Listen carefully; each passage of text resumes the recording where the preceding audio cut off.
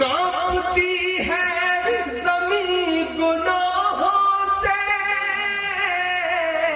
कांपती है जमीन गुनाहों से, ज़लज़ला पे सबब नहीं आता, पे सबब नहीं आता। ये जो कुदरत की मार है, ये जो अल्लाह की मार है, इसे हम समझे ना समझे, इस देश की सियासत का एक बड़ा चेहरा बहुत सलीके से समझ रहा है। मैं उसका नाम लाने की कोशिश करूंगा।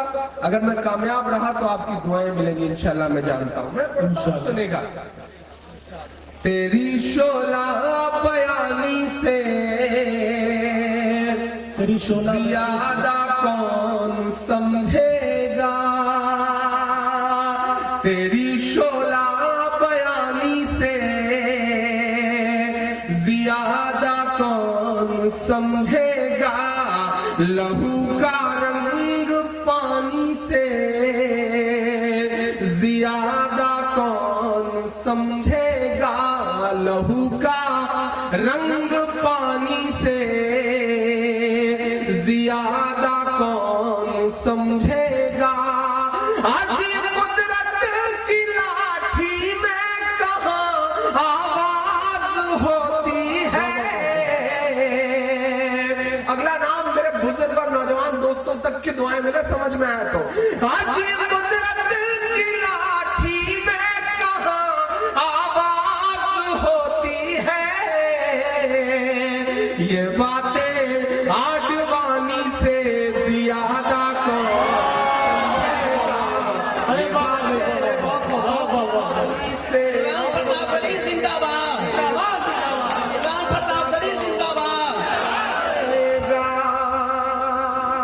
ये बातें आडवाणी से ज्यादा कौन समझेगा। स्वयंभू ठेकेदार निकल आए हैं साहब। वो हर दिन सुबह चैनलों पे आपको बताएंगे कि आपको ये करना है, आपको ये नहीं करना है। आपको इतना तक बताएंगे कि कितने बच्चे पैदा करने हैं। तब मैं 4 मिसरे पढ़ता हूं कि तेरी मर्जी है जो चाहे तू मेरे यार पैदा कर। खुली छूट है आपको, और आपको कोई रोक भी कैसे सकता है। जब संजय गांधी नहीं रोक पाए तो कोई और कैसे रोक सकता है। पढ़ता हूं, सुनेगा। तेरी मर्जी है जो चाहे तू मेरे यार पैदा कर, भले ही चाय वाला या के चौकीदार पैदा कर, भले ही चाय वाला या के चौकीदार पैदा कर।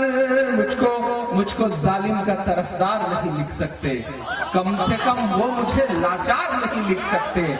जहां हथेली पे लिए बोल रहा हूं जो सच, उसको इस देश के अखबार नहीं लिख सकते।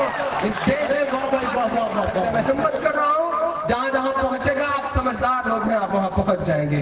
भले ही चाय वाला या के चौकीदार पैदा कर, तेरी मर्जी है जो चाहे तू मेरे यार पैदा कर। बड़ी हैरत है वो खुद एक भी पैदा न कर पाए। आप बहुत समझदार हैं, आप समझ जाएंगे अड़ोस पड़ोस के तमाम चेहरों को। बड़ी हैरत है वो खुद एक भी पैदा न कर पाए, जो हर भाषण में कहते हैं कि बच्चे चार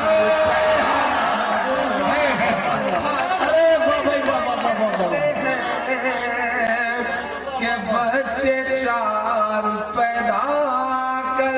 अब 4 मिसरे और पढ़ता हूं साहब। जी भाई ना, रात के 1 बजे मैं सल्यूट करूंगा कि यहाँ पुलिस के तमाम जवान बैठे हुए हैं आपकी हिफाजत में, आपके इंतजाम को और बेहतर बनाने के लिए। पुलिस के बारे में चाहे जो सोचे आप, मीडिया के बारे में चाहे जो सोचे आप, लेकिन जिस दिन से मैंने शहीद हेमंत करकरे को देखा, उस दिन से मेरी आंखों में पुलिस के लिए इज्जत बढ़ गई। जिस दिन मैंने अपने प्रतापगढ़ में जिस दिन मैंने अपने प्रतापगढ़ में वर्दी में लिपटी हुई शहीद जियाउल हक की लाश देखी, उस दिन से पुलिस के लिए मेरे दिल में अपने आप एक इज्जत बढ़ गई। मैं सैल्यूट करूंगा इन सारी लोगों की मौजूदगी को, लेकिन आपसे बहुत दर्द भी बयान करता हूं साहब कि हमारी आंखें पिछले 10 साल में कैसा कैसा मंजर देख रही है साहब। एक सूट है, वो उतरा हुआ सूट, उसकी जब बोली लग रही है, प्रायोजित बोली, तो वो बोली 4 करोड़ से ज्यादा में जा रही है, क्योंकि उसे किसी खास शख्स ने पहन के उतारा है। लेकिन हमारी आंखें बेशर्मी का ऐसा मंजर भी देख रही हैं कि छत्तीसगढ़ में मारे गए सैनिकों की वर्दियां 3 दिन तक कूड़े के ढेर में पड़ी रह रही हैं। हमारी आंखें बेशर्मी का ऐसा मंजर भी देख रही हैं। हम बहुत बुरे दौर से गुजर रहे हैं, देश वाकई बहुत बुरे दौर से गुजर रहा है। मैं 4 मिसरे पढ़ता हूं, कभी कभी सोचा हूं किससे बात करूं, किससे अपने दिल का दर्द कहूं, तो मुझे लगता है मुझे उस शख्स से बात करनी चाहिए जिसने 4 करोड़ से ज्यादा में बोली लगा करके एक शख्स का उतरा हुआ सूट खरीदा था। मैं उससे गुफ्तगू कर रहा हूं। मैं शहीद हनुमंतप्पा को श्रद्धांजलि अर्पित करते हुए और इस देश के तमाम सैनिकों को श्रद्धांजलि अर्पित करते हुए ये 4 मिसरे पढ़ता हूं। शहीद मुश्ताक अहमद को श्रद्धांजलि, उनकी शहादत को सलाम करते हुए 4 मिसरे पढ़ता हूं और आपसे दुआएं मांगता हूं। मैं उस दलाल से गुफ्तगू कर रहा हूं जिसने 4 करोड़ से ज्यादा में एक सूट खरीदा। मैं उससे क्या कहना चाहता हूं, सुनिएगा कि बुढ़ापा क्या खरीदा है, जवां मर्दी खरीदो तुम। उस पर नाम खुदा था एक शख्स का, जो आजकल शो करता है कि उसके अकाउंट में 445 रुपए है। जिस शख्स को 10 लाख रुपए का सूट पहनने का हुनर आता हो, वो कितना झूठा हो सकता है कि उसके अकाउंट में सिर्फ 400 समथिंग कुछ रुपए। अजीब बात है साहब। तब पढ़ता हूं, सुनेगा कि बुढ़ापा क्या खरीदा है, देख लीजिए बच्चे में बड़ा दम है। अच्छा, नई नस्लें साहब इतनी माशाल्लाह इतनी तेज हो गई हैं। मैं अभी जैसे गोरखपुर से मुड़ा तो एक बच्चा बहुत तेजी के साथ साइकिल चलाने में जा रहा था, तो मैंने कहा बेटा तुम गलत दिशा में जा रहे हो, तुम्हें इधर जाना। तो उसने कहा मेरे सामने से हट जाइए, मेरे पास हैंडल मोड़ने का टाइम नहीं है। तो ये बच्चे इतनी जल्दी में है साहब कि आप समझ भी नहीं सकते माशाल्लाह। और नई नस्लें कब जवान हो गई, उसे उठा लाइए, उसे स्टेज पे बिठा लीजिए। ये तो आने वाले वक्त का नेता है, अभी से उसके एहसास बता रहे हैं साहब। जिस अंदाज में झगड़े कर रहा है तो उसको तो पता चलता है कि आने वाले वक्त में इंशाल्लाह बहुत प्यारा बच्चा है माशाल्लाह। आइए मैं पढ़ता हूँ कि बुढ़ापा क्या खरीदा है, जवां मर्दी खरीदो तुम, वतन के चाहने वालों की हमदर्दी खरीदो, वतन के चाहने वालों की हमदर्दी खरीदो तुम। सियासी शख्स की उतरन को लेने से तो बेहतर है। अगला मिसरा पुकार रहा है आपकी वतन परस्ती के जज्बे को। सियासी शख्स की उतरन को लेने से तो बेहतर है, वतन पर मरने वाले शख्स की वर्दी खरीदो। अरे वाह भाई, मरने वाले बहुत अच्छे भाई, वर्दी खरीदो। अरे वाह भाई, बहुत बहुत इमरान भाई, वाले शख्स की वर्दी। इमरान भाई गुजारिश है, दाई सभी कुछ लोगों की फरमाइए दोबारा ये 4 जी मैं पढ़ता हूँ। सियासी शख्स की उतरन को लेने से तो बेहतर है,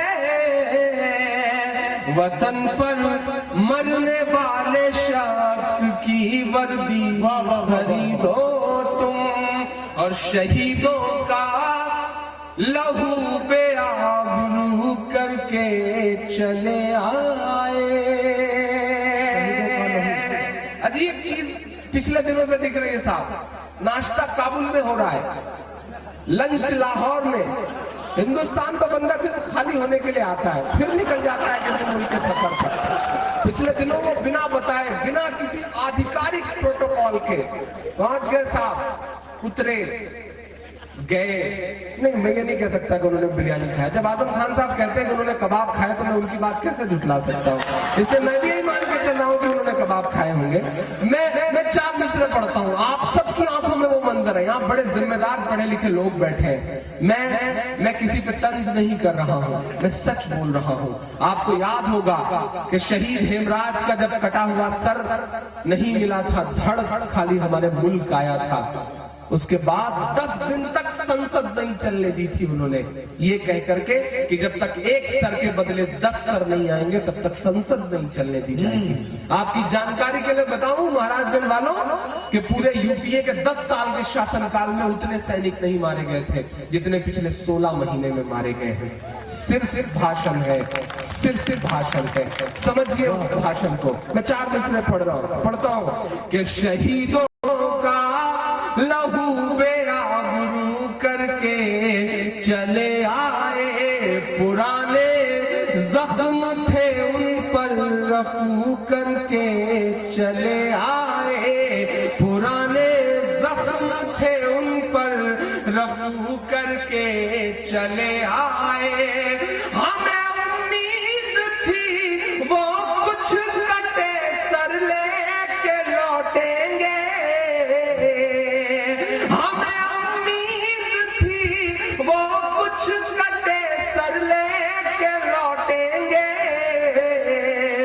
मगर साहब गए तो पांव छू करके चले आए, मगर साहब गए तो पांव छू करके चले आए।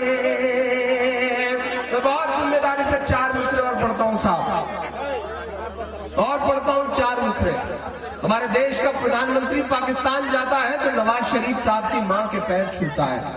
अच्छा लगता है कि उन्होंने हिंदुस्तानी तहजीब दुनिया के सामने रखी। ये आदत है। श्रोता इतना अच्छा सामान जो है खोना नहीं चाह रहा हूँ। अगर थोड़ी देर बाद पारा नीचे आ जाए तो फिर से वापस लाइएगा बच्चों को। अभी जुनून है, नई नस्लें जो है, ये देश है तुम्हारा नेता तुम ही हो कल के। अब देर है किस बात की कि कम से कम उनके दिल में इतना जज्बा है कि वो माँ को याद करते हैं। लेकिन आदरणीय नरेंद्र मोदी साहब, माएँ और भी हैं इस देश में। मैं 4 मिसरे पढ़ रहा हूँ, अगर सच्चे लगे तो आपकी दुआएं मेरे। पढ़ता हूँ, सुनिएगा कि फजा में उड़ रहे जहरीले जुग कर परदेश में आंसू बहाता है। मेरी माएँ बहनें भी सुन रही हैं, यहाँ से लेकर के वहां तक। जिन्होंने अब तक हाथ नहीं खोला मैं उन्हें भी कसम देता हूँ, अगर दिल में जरा सा भी ठक से लगे चौथा मिसरा तो एक हाथ उठ जाए आपका हवा में। मैं हिम्मत कर रहा हूँ। फजा में उड़ रहे जहरीले जुगनू क्यों नहीं दिखते, किसी भी हादसे के सारे पहलू क्यों नहीं दिखते। जो माँ को याद कर परदेश में आंसू बहाता है, उसे अखलाक की अम्मी के आंसू क्यों नहीं, उसे अखलाक की के आंसू नहीं दिखते। फजा में उड़ रहे जहरीले जुगनू क्यों नहीं दिखते, किसी भी हादसे के सारे पहलू क्यों नहीं दिखते। जो माँ को याद कर परदेश में आंसू बहाता है, उसे अखलाक की अम्मी के आंसू क्यों नहीं दिखते, उसे अखलाक की अम्मी के आंसू नहीं दिखते। मैं 4 मिसरे और पढ़ता हूँ साहब, आखिरी इस तसज्जुर के, फिर एक नज्म सुनाता हूँ आपको। मैं जिस जिले से आता हूँ महाराजगंज वालों, उसके पड़ोस में एक जिला है, वहां एक सांसद है, उन्हें हर दिन मुंह से उल्टी करने की आदत है। और वो उल्टी इसलिए करते हैं ताकि वो अखबारों पर बिखर सके, अखबारों की सुर्खी बन सके साहब। पिछले दिनों उनका बयान आया, मदरसों में ऐसा, मदरसों में वैसा, ऐसा वैसा, ये निकलते हैं वो निकलते हैं।